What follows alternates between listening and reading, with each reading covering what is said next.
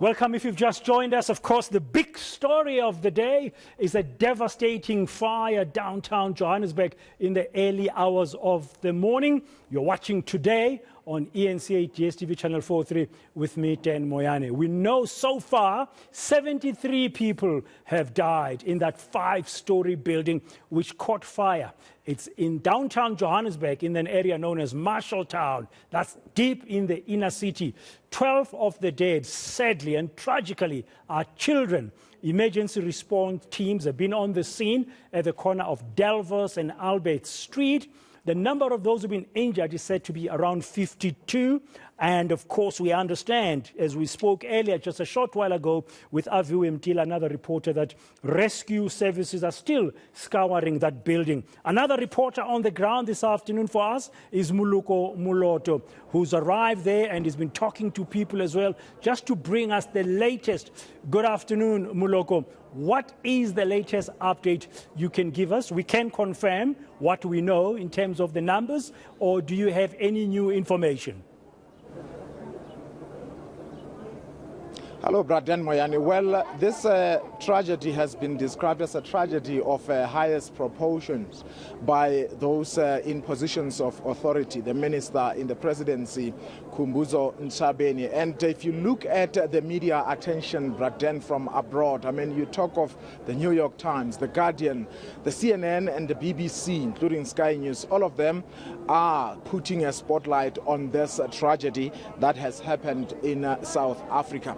And of course, the politicians, they continue to have their weight here. For instance, we just got a statement from the Speaker of Johannesburg, Colleen Makubela, who is also passing a message of condolences from national, province, and the local government. They have all flocked here. But there's one thing, Braden, that has also I've also noticed here. Political parties from across the board, they are also flocking here. And we have heard the minister saying people must not utilize this as a political point scoring exercise of some sort.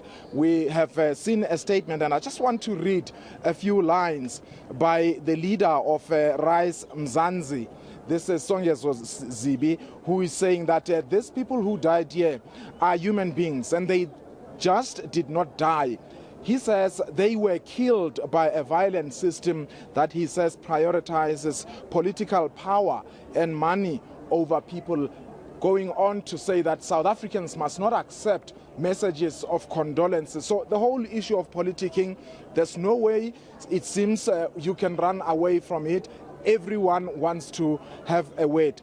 Let's speak to another set of politicians from the AIC, Ms. Margaret Arnold, and as well as Obrim Hlongo. They are chairpersons of portfolio committees in the Johannesburg City Council. Songezo Zibi says you killed the people as the leaders of Johannesburg. I don't think, first of all, good afternoon to you and good afternoon to the residents, and thank you very much for affording me the opportunity. But firstly, I want to say condolences to all the families that has lost someone.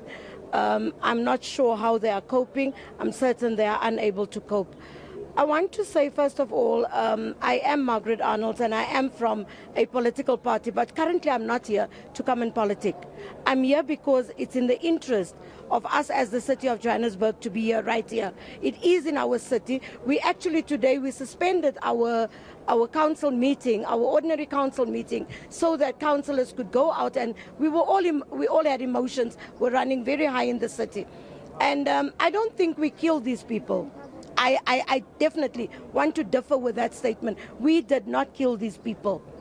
These people, in the term of Herman Mashaba, these buildings were going to be refurbished and it was going to be used for other things. But then there was someone that decided to go to court and won the case with these people and said we should not be putting them on the street. Obviously, we could not have done that. They've won the case, we had to bring them back, and they are back where they are. The crux of the matter is that a lot of these people, and I do not have anything against foreigners, quite a few of these people are foreigners. Yes, they are human beings. Yes, they are human beings, but there are foreigners here also. And we need to look at how we deal with undocumented foreigners. You know, when the Minister of Home Affairs was asked how many undocumented people are here, his answer was quite right. You cannot say how many undocumented. We have not killed them, but we are here to come and see how we could change. Yeah. Whatever is happening. I was listening to the MEC of Koksta here in Gauteng in the morning, Lebogang Maile, saying there's over 100 buildings here in Johannesburg, the so-called hijacked buildings, which, as the authorities, you do not know who owns those buildings. I mean, this situation, for how long is it going to continue? When people take you to court and you have to live according to a court order, and you have to bring people back because the court said if you don't keep them here, you need to take them and give them alternate accommodation. I just spoke to JMPD when I came here, and JMPD said to me, Councillor Arnold, we remove these people. Our hands are tied because of a court order. I think we really need to say to judges, they need to look at orders that they give out. They need to look at what they have done. If someone has killed these people, it's the judgment that has killed them. All right, I want to speak to another leader of a new political party, Arise South Africa, Mpho Dagada. Mpho, those who are in government in Johannesburg are lamenting. We have people who died. Your reaction? Firstly, condolences to all the families and everybody involved who passed on. We send our sincere condolences. Secondly, we want to lambast these excuses that government tends to give. Lives were lost. Someone needs to take accountability. We can't have government coming and making excuses after excuses while people lost their loved ones. They aren't even able to actually go through the grieving process because everybody blames the other. It's like a moving circle of chairs, and these people are being paid by government to come up with solutions. These people are paid to make sure that citizens are safe, and yet we hear the same excuses over and over again. So I'm very angry and very frustrated and very upset at the fact that government officials that are paid salaries, that are put into power, continue making expect accountability. People lost their lives. These are people that have got dependents. These are people like you and I, and we can't have politicians making excuses. When you say, when you say someone must take accountability, who specifically must take accountability? How?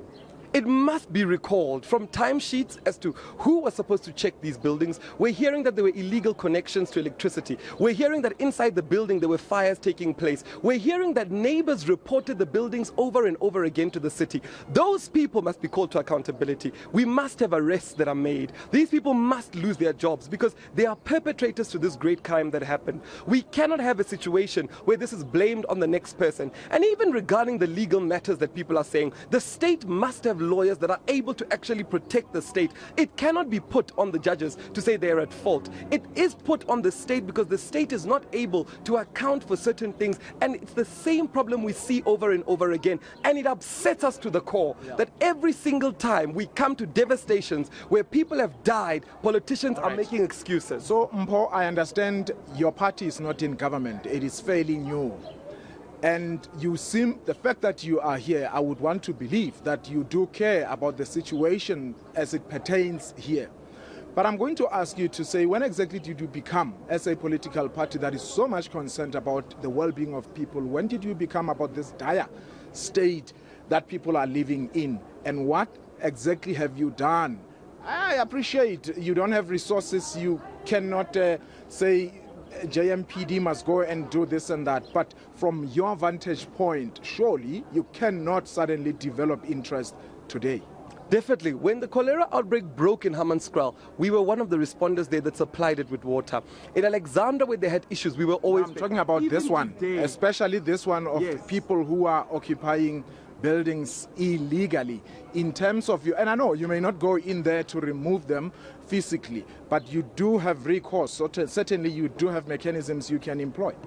Definitely. What we did is we had meetings that we had to close down to make sure that we come here and respond to the situation. We've been talking to people that live in the area to hear what the concerns are and to hear how we can help them. We've been listening to people tell us that their complaints have been falling on deaf ears, and we've been listening to people complain that people are only coming now. The city is only responding now when the media is here. Before the media, they never did anything. So we are listening, we are responding, and we're continuing to voice out the voice of the people that are saying enough is enough. Hodagata, thank you so much for your time. Obrim Mhlongo, you are the chairperson of the Portfolio Committee on Economic Development in the Johannesburg legislature. Just behind you, there's a beautiful building there. It looks like it was built in recent times. Just opposite it is this dilapidated structure that was gutted down by fire.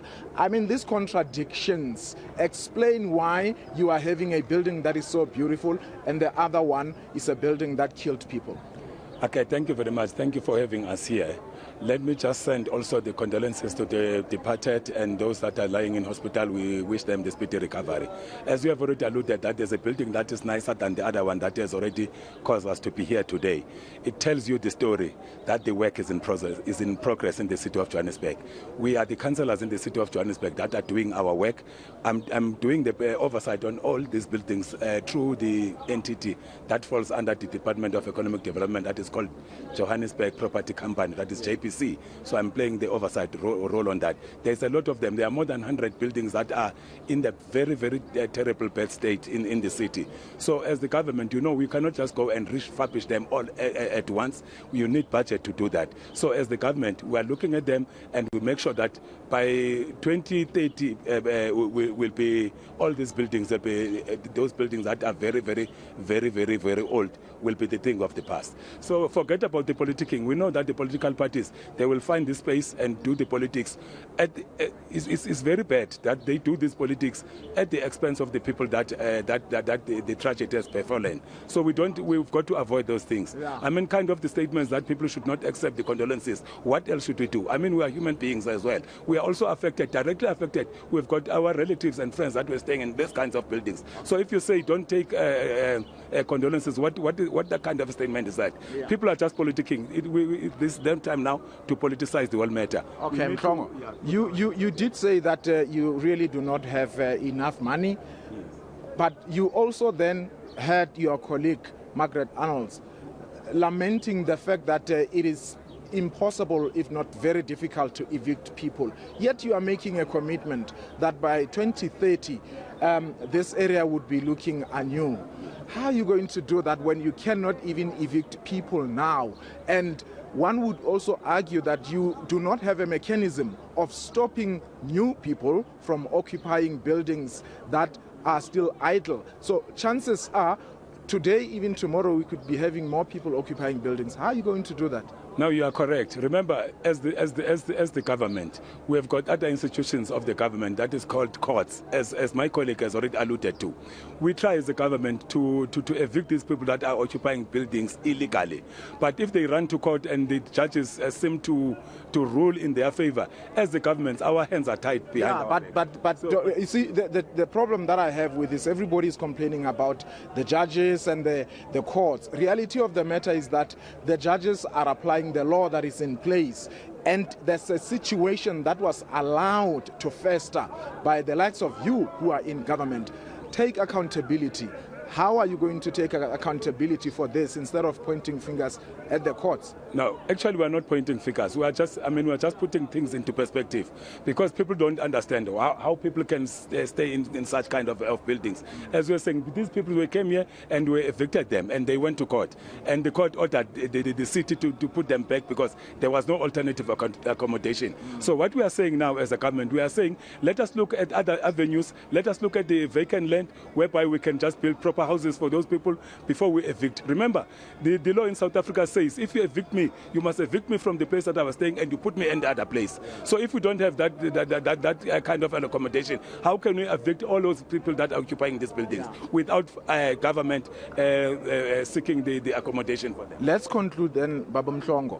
I spoke to Dalton Adams, leader of the ACDP in Gauteng, who is also a member of the provincial legislature. He's saying that we shouldn't be surprised that these tragedies and seemingly lack of leadership in Johannesburg, because he's saying you have such a high turnover of executive mayors. There are people who just can't keep up as to exactly who is the mayor of Johannesburg. So the residents of Johannesburg do not elect the mayor. You as councillors elect the mayor, and you decide to fire mayors that you don't agree with. Do you think he is wrong when he is blaming you as councillors in the city of Johannesburg for the deterioration, for the lack of developments and the lack of stability, all because we do not have leaders occupying position for the longest time? I think the statement that he has made, if he has made, I didn't hear him saying that, but it was very reckless. He is a politician as well who is serving in the province, in this Gauteng province, in the higher structure than us as local government. The city of Johannesburg has capable mayor currently, and the MMCs, and all of them, they are having their hands on deck to make sure that we are turning this Johannesburg into where everybody would like it to be. We want to turn it into the world-class city as it was formerly known. So for him to say the city is lacking the leadership, I don't know what he's saying. Honestly, but he's entitled to his own opinion, but for him, he's a politician. Maybe he was just campaigning for ACDP, I don't know. All right, Tate. Indeed, promises there to turn this city of Johannesburg into a golden city. But at the moment, of course, we are dealing with this tragedy. Over 70 people died, among them children, Braden. And we obviously know that because we have heard from some of the leaders who were here since morning, that some of the people who died in here banned beyond recognition. That already tells you that you're going to deal with a challenge of having to identify them through DNA tests. And we know in our country the backlog that we are dealing with.